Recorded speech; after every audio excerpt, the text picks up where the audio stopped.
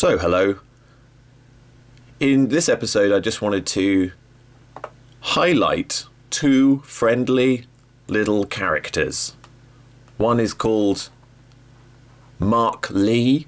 This friendly little guy works for Serco, but also does work in emergency and crisis management for the UK Cabinet Office. And quite regularly, old Professor Dr. G. Keith Still from G4S does training and talks and workshops for emergency crisis management for the UK Cabinet Office. And he works for G4S, which, by the way, are a very wonderful and trustworthy organisation, of course. Now, Professor G. Keith Still works on herding. He really does work on how to control a crowd for health and safety, you know. And you can see here on part of his website, crowds per square meter. Are these people being kettled or something? What's going on here? Well, no, this is just general crowd management. Dr. G. Keith Still. Here he is on LinkedIn. I'm not a member of LinkedIn, so I can't see detailed information. But what I can see is that, you know, his background is in mathematical modelling. He's a professor of crowd science at his own website. I'm my own professor, you know. Professor of crowd science at G4S and director at Crowd Modelling Limited. Oh, yeah. But he also gets into publications. It's about who you know. This one is a magazine you definitely want to pick up in a dentist waiting room. It's called The Deadly Side of Crowds. Those deadly, deadly crowds. And this is G4S's own magazine. You can see, I don't know if you can see it, but it says G4S International, Issue 2, 2011. The way ahead. The foremost in the among the innovators in math is mathematician Dr. G. Keith Still. His thoughts on the way the crowds behave crystallized. Right? Dr. Still, which is a very ironic name if he's talking about crowd management, you know, how people move about in crowds, and he's called Miss Dr. Still. But I just wanted to let you know, here's Mecca, and there's our friend Keith. And now, it says, now G4S Secure Solutions in the Middle East has won a contract with the newly established Jeddah Metro to assist with security during the pilgrimage in November this year. So dangerous. The deadly side of crowds in Mecca. Dr. Still does get around quite a lot. Here's him, look, entertaining the crowds at an events management symposium at Manchester Metropolitan University. He's touting his book, which is called An Introduction to Crowd Science by G. Keith Still. But you'll see on here he's working with the UK Cabinet Office Emergency Planning College. And he does that quite a lot, as you can see, quite regularly, quite a regular participant at the Emergency Planning College. A thing that caught my eye was this thing, because he does get out a bit, you know, there's some more from the Cabinet Office. Channel 4 documentary, The Human Swarm, Part 2. The Human Swarm. Now, this is absolutely terrifying.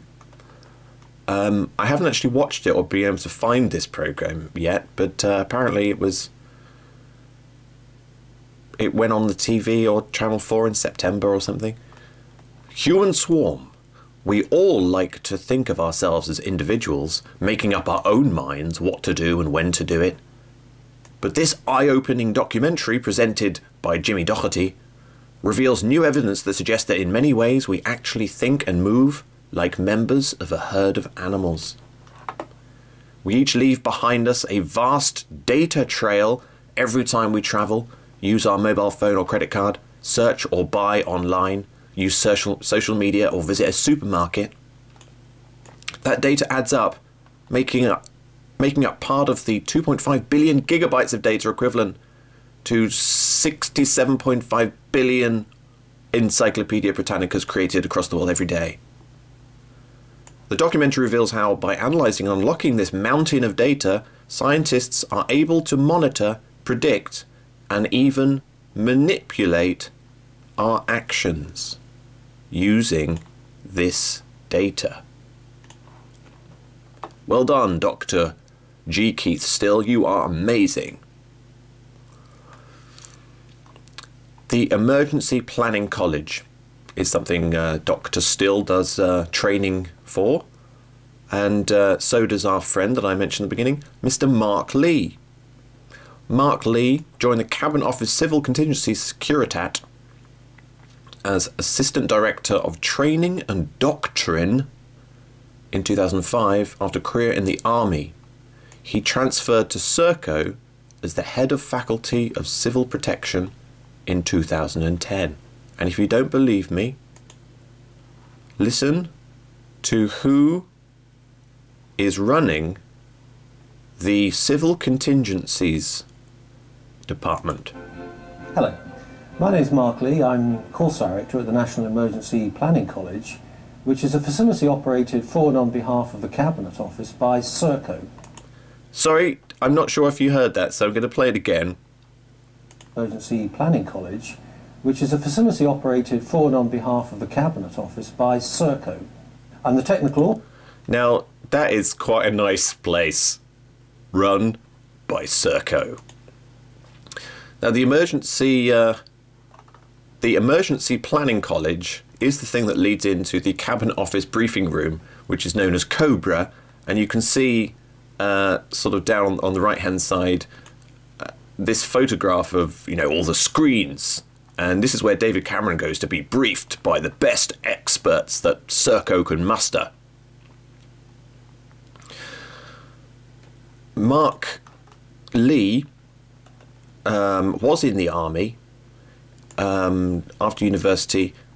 He gained varied operational experience at the tactical and strategic levels in intelligence security and counter-terrorism in the UK and the Middle East and Southeast Asia. He has written quite an interesting paper or document called Communicating with the Public About Risk. Now, I think this sort of thing is quite dangerous, because if you study how the people feel about risk, the people are more manipulable. As they said, they wanted to manipulate our using the herd mentality, which leads us to this paper, which is very enlightening indeed. So this document is called UK Resilience and Communicating Risk, and it was written by Mark Lee of Serco for the UK Cabinet. It's really quite a long document, but I want to concentrate on Section 3, Understanding how the public reacts to risks. So let's go down to page 14. Yeah, Section 3.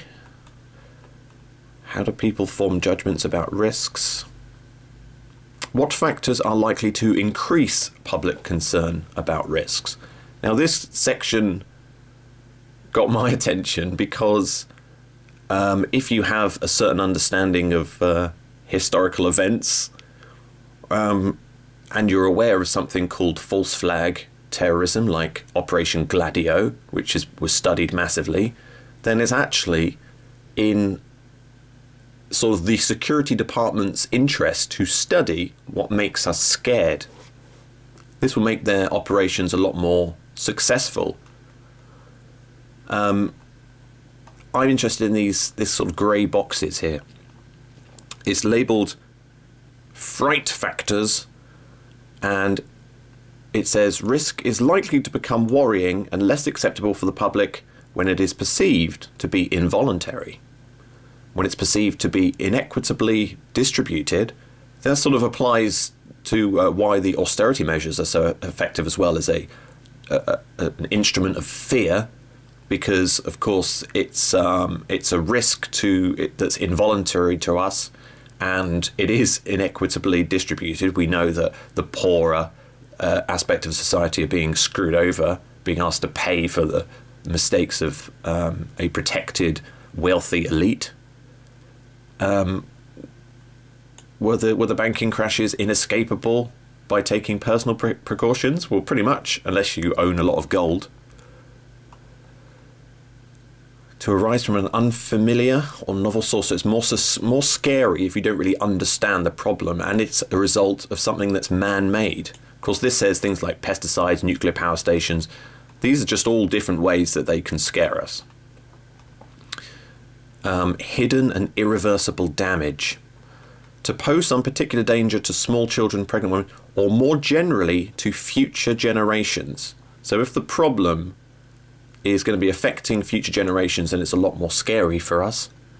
I think that's definitely true for the financial shenanigans. That's the thing that a lot of people are worried about, the fact that it's like a multi-generational screw-up. Dread. To damage identifiable rather than anonymous victims. To be poorly understood by science. Subject to contradictory statements from reasonable sources. Now, have you ever known the UK government under a sort of crisis scenario to give contradictory statements? And do you think possibly that when a crisis happens in the public sphere, it would actually make the public more scared and therefore more manipulable by giving them contradictory statements from reasonable sources? Because it does say that by analysing and unlocking the mountain of data that we leave behind with our herd instinct, they can predict and even manipulate our actions. It's a question that I am trying to answer.